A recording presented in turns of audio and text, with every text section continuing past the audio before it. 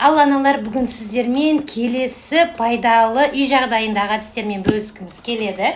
Ол үшін біздерге қажетті дүние жай ғана ыдыс, су және де осындай ыдыс аяқ жуатын губкалар қажет болады. Бұл бізге не үшін керек?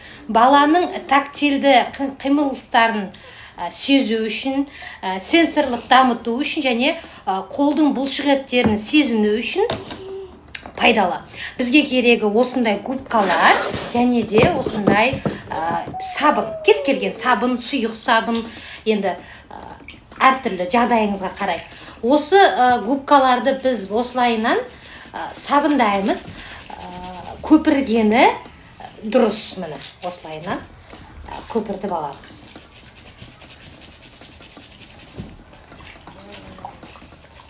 Бала осы көпіргенді сезу керек, әрі осылайынан қысып, бала қолының сезу мүшесін түсіну керек. Қана, жасап көреміз. Біз екеміз, Мариям екеміз. Мариям, келе ғой. Аузына салмаймыз.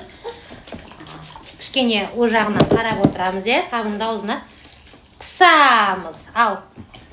Кәні, Мариям? Қысамыз.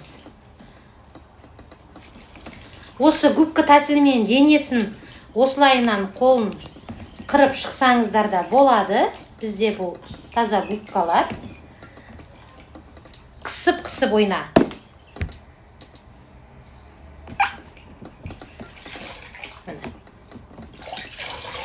Әрі бұл су губка арқылы баланың үй жағдайында, яғни үстелдің үстін сүрткенге балаға көрсетсеңіздер болады. Тұрмыстық жағдайда қысамыз және столдың үстін сүртеміз. Келе ғой. Келе. Мария? Осылай үй жағдайында оңай әдістермен жұмыс жасап көрсеңіздер болады. Пайдалы болса менің парақшама лайк басып,